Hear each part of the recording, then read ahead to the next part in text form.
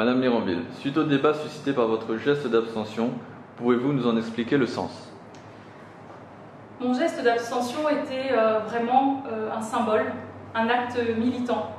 Je comprends tout à fait l'émotion des personnes qui, dans les jours qui viennent de se passer, parlent des personnes qui se sont battues, qui sont parfois mortes pour le droit de vote, le fait que le droit de vote n'ait été accordé aux femmes que très tardivement. Et j'allais dire justement, ce droit de vote qui a été si durement acquis, de voir que même plus la moitié des gens en âge de voter ne l'exercent, pour moi, c'est qu'il existe vraiment une crise de la démocratie et qu'au lieu de se contenter, comme les partis politiques traditionnels, de simplement constater pendant 15 minutes à chaque soirée électorale du fait que l'abstention d'année en année, d'élection en élection augmente, j'ai voulu poser un geste fort, un acte militant qui engage évidemment, qui n'engageait que moi dans le sens où je n'ai demandé à aucun membre de mon mouvement et je n'ai incité aucun autre citoyen à le suivre et je l'ai pris en mon âme et conscience.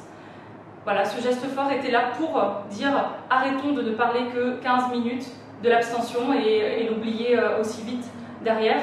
Et je pense que le résultat est là aujourd'hui. Cela fait maintenant plusieurs jours qu'on parle de l'abstention, plusieurs jours qu'on se pose des questions sur est-ce qu'on est vraiment encore en mesure au niveau des citoyens de dire que nous avons le pouvoir citoyen, le pouvoir démocratique dans nos mains. Je précise, je n'ai jamais incité personne à s'abstenir.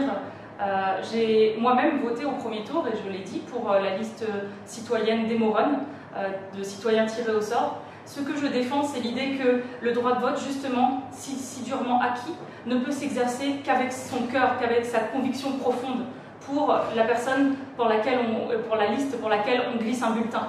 Or, on arrive maintenant à des situations où j'ai voulu donner une image aux abstentionnistes qui ne sont pas tous des personnes qui se désintéressent de la politique ou qui n'ont pas le sens du devoir civique ou, comme je l'entends souvent, des personnes qui préfèrent aller à la plage le dimanche que de voter. Non, la plupart des abstentionnistes sont des personnes qui ne savent plus pour qui voter parce que les listes qu'on leur propose sont des listes qui toutes se ressemblent. Ce sont des partis traditionnels qui proposent toujours des promesses qui ne pourront pas être retenues, avec des foires aux enchères de qui proposera le plus de logements, le plus de travail. Ce sont des citoyens qui se disent « allez voter blanc, de toute façon, c'est comme ne rien faire ». Le vote blanc en France, aujourd'hui, est transparent. Transparent parce qu'on n'en parle nulle part, on le comptabilise seulement à la fin des décomptes et il n'est pas affiché sur les médias, quasiment pas. Il n'est pas comptabilisé dans les suffrages exprimés. Voilà ce que je dénonce, c'est le fait que voter blanc, finalement, ça revient à être moins pris en compte que d'être abstentionniste. Parce que quand on s'abstient, par le fait qu'on donne le taux de participation, au moins on est compté.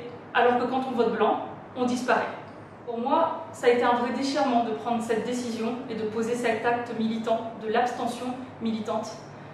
Parce que pour moi, la démocratie, avant tout, c'est pouvoir voter en son âme et conscience, avec toute sa liberté d'expression, sa liberté d'opinion. Et pour ceux qui nous disent « mais oui, mais vous êtes vous-même élu de la République ». Oui, ma liste et moi, la liste La Possession en Action, qui maintenant a monté le mouvement citoyen La Réunion en Action, et moi-même, nous sommes élus de la République. Mais des élus qui pouvons regarder chaque citoyen possessionné en face et lui dire « si tu as voté pour nous, ça n'est ni sous la contrainte, ni parce que nous t'avons fait des promesses que nous pensions ne pas pouvoir tenir. » Et c'est ça la différence. C'est que le mouvement citoyen que je mène est un mouvement qui dit la vérité, mais surtout qui la fait, qui agit en fonction de cette vérité et de positions qui nous permettent aujourd'hui de dire les partis politiques traditionnels ne nous disent pas toute la vérité. Les partis traditionnels nous cachent le fait qu'ils soient impuissants à pouvoir résoudre des vrais problèmes graves que sont le logement, que sont le chômage, que sont le manque de fluidité de la circulation sur toute la Réunion. Et nous, ce que nous disons, ces problèmes graves, depuis 40 années, personne ne les a vraiment résolus, parce que, un dicton dit, si tu veux obtenir quelque chose de différent, alors fais quelque chose de différent. Et voilà ce que nous faisons. Nous faisons quelque chose de différent. Nous sommes un vrai mouvement citoyen. On peut se dire mouvement citoyen, ça n'est pas le dire qui fait la différence, c'est l'état d'esprit et c'est surtout les actes et les gestes. Et voilà ce que nous posons aujourd'hui, c'est de dire que la citoyenneté ne s'arrête pas aux portes d'une urne, ne s'arrête pas au fait de glisser un bulletin dans une urne à chaque élection. Bien sûr que cet acte-là est important et que le geste que j'ai posé a pour valeur un symbole pour dénoncer l'abstention qui monte et sur laquelle rien n'est fait pour la résoudre. Mais surtout, ce que je veux dire, c'est que la citoyenneté, ça s'exerce tous les jours. Tous les jours, des gens agissent dans des associations, agissent dans des conseils de quartier, agissent au sein d'équipes municipales en tant que citoyens, et c'est cela que je défends. C'est le fait qu'en tant que citoyen, on peut agir au quotidien et reprendre le pouvoir qu'on a le sentiment que les partis politiques traditionnels nous ont volé et nous redonnent par miettes au moment des élections.